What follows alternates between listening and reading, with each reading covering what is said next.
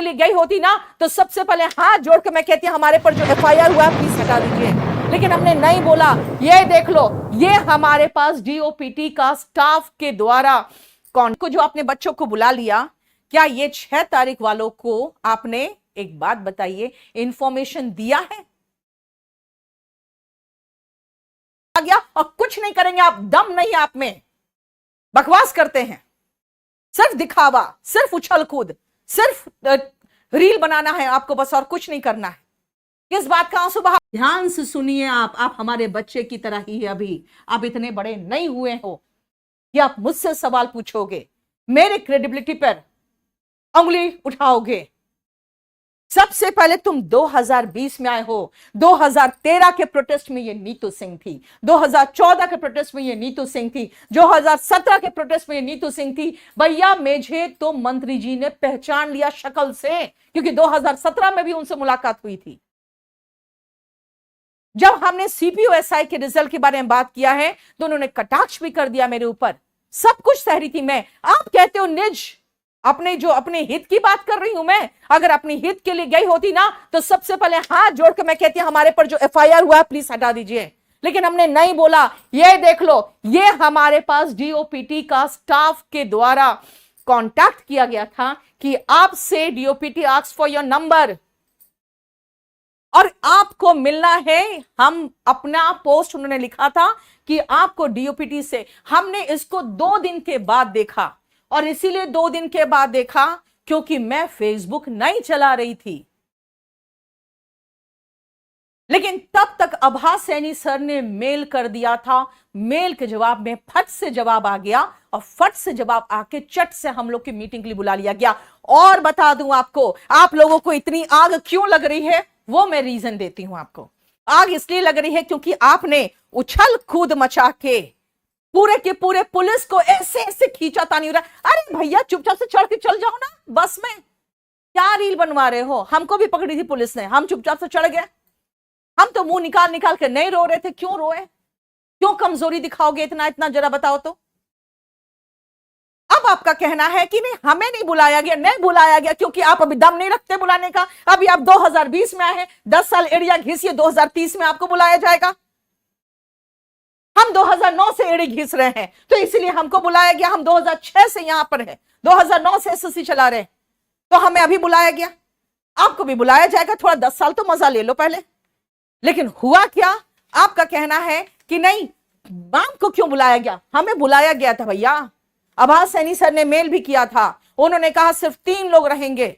हमने चौथा मतलब रिक्वेस्ट करके अभिनय शर्मा का नाम डलवाया, क्योंकि अभिनय शर्मा शुरू से इस मुहिम में शामिल थे, इसीलिए 4 लोग ही तो थे ना। जो 31 जुलाई को बात हुई थी, सिर्फ 4 लोगों की तो बात हुई थी जाने की।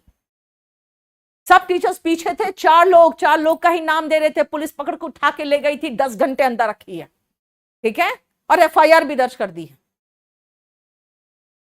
4 घंटे 4 लोगों का नाम उस दिन भी था, 4 लोगों का नाम अब भी था। उन्होंने स्पेशली जब मीटिंग, पहला हमारी मीटिंग 2 चरण में हुई। पहले चरण में हमने उनके निजी स्टाफ से, हमने जो बहुत टॉप मोस्ट ऑफिसर थे उनको हमने बहुत अच्छे से समझाया, लेकिन उन्होंने निकलते निकलते कह दिया कि आप बाहर जाकर नहीं बताओगे कि क्या हुआ है। फिर हम लोगों ने हाथ जोड़े कहा कि सर बच्चे इंतजार कर रहे हैं कि आप, हम लोग की जो मीटिंग आपसे हुई है उसके बारे में बताने के लिए हमें जरूरी है, हम आपका नाम नहीं लेंगे लेकिन हमें मीटिंग में जो हुआ बताने दीजिए। फिर हम लोग बाहर निकल कर आपको बताया कि हमें 5 दिन का समय दिया गया है। हमारी सारे प्रॉब्लम सुने उन्होंने, हमने समराइज भी कर दिया। उन्होंने कहा आपको समराइज करने की जरूरत नहीं है, हमको सब याद है, एकदम जुबानी याद हो गया आपके जो जो प्रॉब्लम्स है। आप जाइए, 5 दिन के बाद बुलाएंगे। हम आधे रात से आए हैं, तब तक बुलावा आ गया कि आ जाइए। नीचे से मेरा स्टाफ ने मैसेज किया मैम एसएससी चेयरमैन आ चुके। फिर तुरंत खबर आई कि जितेंद्र सिंह जी आ चुके। ये दोनों आ चुके। अब आप समझ रहे हो, दोनों आए हैं स्पेशली मिलने के लिए। तो बेटा बुलावा जिसको आता है वो जाता है। सब लोग हल्ला मचा के नहीं जाओगे। अभी तुम 2020 में आए हो, थोड़ा सा एड़ी घिस लो, उसके बाद बुलावा आएगा। जो चीजें मैंने कल बताई है मैं फिर से रिपीट कर दूंगी, क्योंकि देखो मैं बहुत सारी बातें इसलिए नहीं करना चाहती क्योंकि मैं टीचर हूं और टीचर के खिलाफ बोलना नहीं चाहती। जब लाठीचार्ज हुआ ना तो सब भाग गए थे, लेकिन पुलिस चारों तरफ से घेराव की हुई थी, इसे सारे के सारे चढ़ गए। और चढ़ते वक्त भी पूरी नौटंकी की हो, जरूरत नहीं था इतनी नौटंकी की, जितनी नौटंकी की हो, बुक्का फाड़ फाड़ कर रोए हो, जरूरत नहीं था इतनी नौटंकी की। अब बताती हूं मैं, सुनिए ध्यान से। 6 तारीख, कल 6 तारीख है, पूरे भारतवर्ष से स्टूडेंट्स मैसेज, मेरा जो अपना पर्सनल ये जो टेलीग्राम है, व्हाट्सएप है, सब भर गया है। क्यों मैडम, कल का क्या है मैडम, कल हम लोग पहुंच रहे हैं। अरे भैया, मैंने नहीं बुलाया था 6 तारीख को। 6 तारीख को सबसे पहले किसने बुलाया था आपको अच्छे से पता है। और उन्होंने 6 तारीख की जगह पे अब कह रहे हैं वो कि हम 1 सप्ताह बाद फिर से बोलेंगे। बेटा, आप 6 तारीख को बुलाए थे तो फिर 1 सप्ताह बाद क्यों बुला रहे हैं? मैं कह देती हूं बच्चों, तुमको मैं किसी भी आंदोलन में शामिल इसलिए नहीं करूंगी क्योंकि मैं तुम्हारे खिलाफ कुछ भी होने नहीं देना चाहती हूं। मैं एक एक बात पर, मुद्दे पर बात करूंगी, ध्यान से सुनना। अब 1 वीक का टाइम क्यों मांगा गया है पता है? क्योंकि आज है 5 तारीख और 1 वीक के बाद हो जाएगा 12 अगस्त। फिर वो आके कहेंगे बेटा देखो 15 अगस्त आने वाला है, तो 15 अगस्त के कारण हमें दिल्ली पुलिस परमिशन नहीं दे रही है। फिर बातें आई गई हो जाएगी। जब आपने 6 तारीख को बुलाया तो ये मुझे बताइए, क्या आपने बच्चों को ये इंफॉर्मेशन दिया कि 6 को नहीं आना है? मुझे बताइए ना।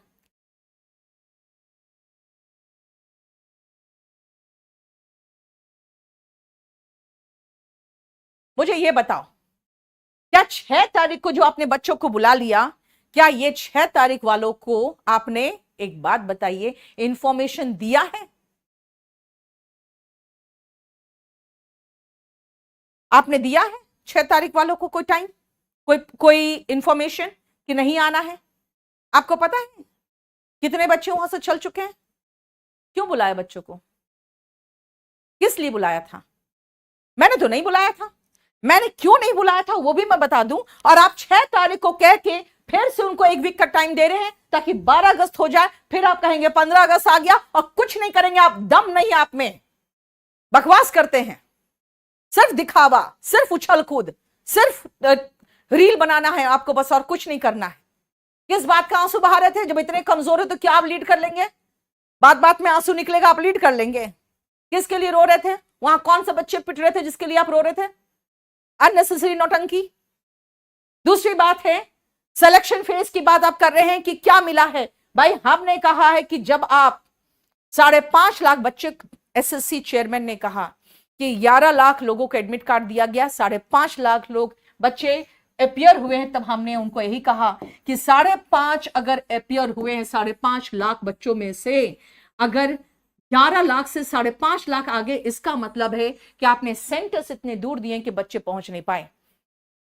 उसमें से भी 55,000 बच्चों का प्रॉब्लम है। इसका मतलब यह है कि 55,000, समझते हैं आप, 10% हो गया। भाई, एसएससी के चेयरमैन बैकफुट पे थे और बहुत गंदे से बैकफुट पे थे।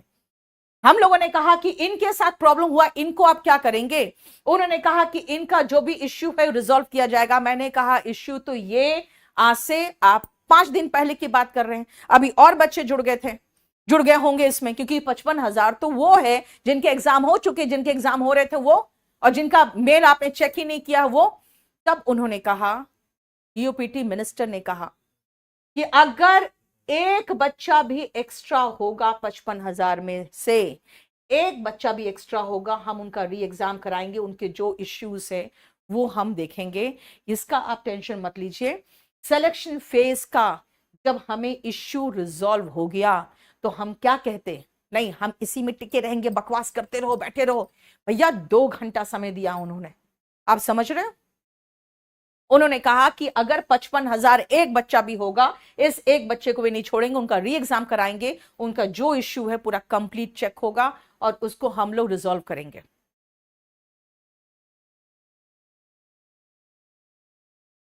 उसके बाद आपने क्या सीपीओ का रिजल्ट क्या है? सीपीओ, अरे भैया 3,000 बच्चे हैं, अगर सीपीओ वालों का रिजल्ट आ रहा है 1 वीक में, तो आपको इतनी इसलिए जल रही है क्योंकि इसमें 250 मार्क्स आता है 400 में इंग्लिश में।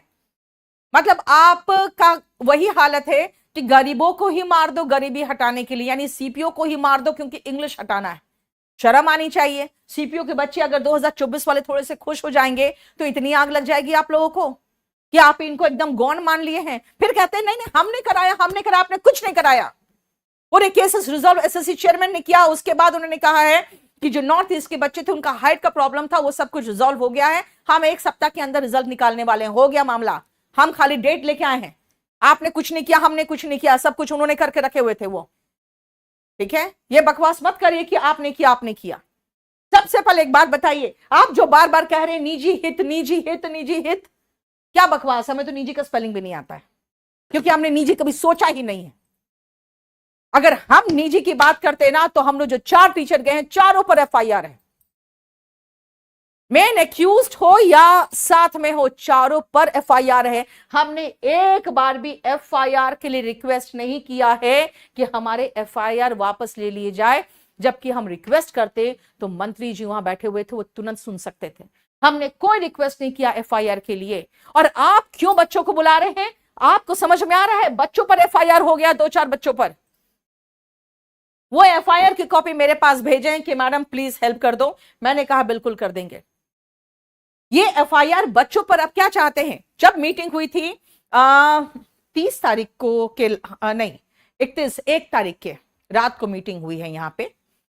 मैं मीटिंग में पहुंच पाई हूं करीबन 11:30 बजे। वहां पे मैंने देखा 3 ऐसे स्टूडेंट जिनको मैं जानती हूं और वो सिलेक्टेड है। मैंने कहा तुम लोग यहां क्या कर रहे हो, निकलो तुम लोग। नहीं मैडम हम लोग साथ देने। मैंने कहा भाई तुम्हारी अपनी सरकारी नौकरी है, क्या तुम्हें समझ में आता है कि इसी बीच में कोई भी हो सकता है जो सरकार का हो, पुलिस की कोई आदमी हो। अरे भाई तुम क्यों अपनी नौकरी को दाव में लगा रहे हो? उसमें भी उनका यह कहना था, हमारे जो अमित शाह बने हुए हैं उनका, कि नहीं ये हमारा साथ दे रहे हैं, ये अगर ट्वीट कर देंगे, ये अगर थोड़ा सा टेलीग्राम में पोस्ट कर देंगे। मैंने कहा भाई तुम्हारा एक ट्वीट, एक टेलीग्राम पोस्ट तुम्हारी नौकरी खत्म कर देगी, तुम्हें समझ में आता है? अब आप कहोगे मैडम आप डरा रहे हो। बेटा मैं बहुत दिनों से ये सब चीजों को जानती हूं। वहां पे भी जब पुलिस स्टेशन में थी ना, तो मेरी नजर उन पर थी जो लोग हमें बहुत अच्छे से सर्व करना चाह रहे थे और बार बार नहीं मैडम हम आपके स्टूडेंट हैं, हम आपके हैं, आपके हैं। मुझे समझ में आ रहा था कि भैया ये आपके हैं, आपके हैं, आपके बच्चे हैं कह के ये हमारे बीच में जो घुसे हुए हैं, ये हमारी खबर वहां पहुंचा रहे होंगे कि हमारे क्या क्या षड्यंत्र चल रहे हैं। षड्यंत्र कुछ नहीं चल रहे थे, हम लोग चुपचाप बैठे हुए थे। लेकिन फिर भी मैं समझ रही थी कि उनसे अपना दुख नहीं बतियाना है, क्योंकि वो हमारे बच्चों में से, हमारे टीचर में से नहीं है, तो वो बाहरी आदमी है। आप चाहते हैं बच्चों पर एफआईआर? 6 तारीख को बुलाए थे ना, अब बच्चों को बुला लिए थे। बच्चे रास्ते में हैं, अब उनको संभालिए। बच्चों पर एफआईआर होगा ना, वो सरकारी जो आप चाहते हैं ना इंस्पेक्टर छोड़ो, तुम प्यून बनने लायक नहीं रहोगे। ठीक है, एक एफआईआर का मतलब होता है कि तुम सरकारी प्यून नहीं बन सकते। और आप सबको 6 तारीख को बुला रहे हैं और हमें कह रहे नहीं आप निजी हित देख रहे हैं। भाई अगर हम निजी हित देखते ना तो बच्चों को पीछे रखकर हम एफआईआर नहीं बर्दाश्त कर रहे होते, बच्चों को पीछे रखकर हम अपनी गिरफ्तारी नहीं दे रहे होते। बच्चों को पीछे रख के कल डीओपीटी के एरिया में सब गए ना टीचर्स, सबकी हाथ में आ गई, बाप रे बाप मैडम हम इतने सेंसिटिव एरिया में धरना प्रदर्शन कर रहे थे। हम कहा क्या समझ लिए थे तुम लोग को तो डंडा पड़ा है, गोली नहीं पड़ा, ये समझो ढेर। ऐसे सेंसिटिव एरिया में हम लोग हल्ला मचाए हैं और आप कह रहे हो कि नहीं आप निजी हित देख रहे हो। सीजीएल 2023-24 आपका कहना है सीजीएल 2024 में ये हुआ वो हुआ। अभिनय शर्मा ने अपने मुंह से कहा और मैंने कहा कि सर बात क्या है कि 344 350 वाले बच्चों का नहीं हुआ है, 280 298 बच्चों का हो गया है जिनके ये स्कोर में डिफरेंस है। नॉर्मलाइजेशन कैसे लागू हुआ पता नहीं।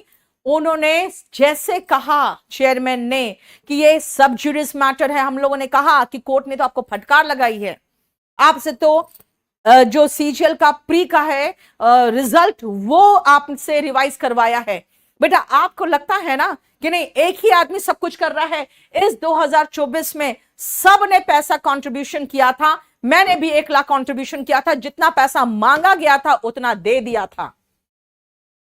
लेकिन हम उछल उछल के नहीं बताएं कि हमने दिया। 2024 का आपका जो केस हुआ है उसमें मैंने भी 1 लाख दिया था और उतना ही मांगा गया था, उससे ज्यादा नहीं मांगा गया था। ठीक है, जैसे उन्होंने कहा कोर्ट में है, सुन लीजिए मेरी बात कान खोल के, ये उन्होंने सीधा कहा ये सब जुडिस है, हम इसके बारे में कुछ नहीं कर सकते। हमारे एक है महान व्यक्ति, वो कहते हैं कि हम एसआई रहे हैं दिल्ली पुलिस में। अगर आप एसआई रहे हुए हैं दिल्ली पुलिस में तो आप केसेस में आईओ भी रहे होंगे, और आईओ को अच्छे से पता होना चाहिए कि जब कोई मैटर सब जुडिस होता है तो उसको पार्लियामेंट नहीं उठाती है। पार्लियामेंट की ये बिल्कुल भी कभी भी मंशा नहीं होती है कि जुडिशरी से टकराए। मिनिस्ट्री ने जैसे सुना, मिनिस्टर ने जैसे सुना कि ये मैटर सब जुडिस है, उन्होंने सीधा इस मुद्दे को लेने से इनकार कर दिया। उन्होंने सीधा इस मुद्दे को उठाने से इनकार कर दिया। तो बताइए मैं क्या करूं? बोलो, मैं हल्ला मचा दूं वहां पे कि नहीं? लो लो लो लो, अरे बुद्धिहीन इंसान, जब मैटर सब जुडिस होता है, तुम खुद कह रहे हो मैं एसआई रहा हूं, तो तुम्हें इतना पता होना चाहिए कि कोई भी पार्लियामेंट और जुडिशरी एक दूसरे के मैटर में नहीं टपकते हैं, और अगर जुडिशरी में वो मैटर पेंडिंग है कोर्ट्स में तो पार्लियामेंट उस मैटर को नहीं ले सकती। तभी मैंने सबसे पहले यही चीज आह्वान किया था कि ये जो मुद्दा है इसको लेके प्लीज कोई कोर्ट मत चले जाना, क्योंकि एक बंदा कोर्ट लेके जाएगा। ग्रुप में भी बात हुई थी, किसी ने कहा कि this will help us in court. तुरंत मेरा एक टीचर ने कमेंट किया कि court, are you going to take this matter to the court? नहीं ले जा सकते कोर्ट को, कोर्ट में, और कोर्ट में लेके जो गए अब इस मैटर पे उन्होंने 1 मिनट भी टाइम नहीं दिया। जैसे उन्होंने सुना सब जुडिस से खत्म हो गया, टाइम बाउंड प्रोसेस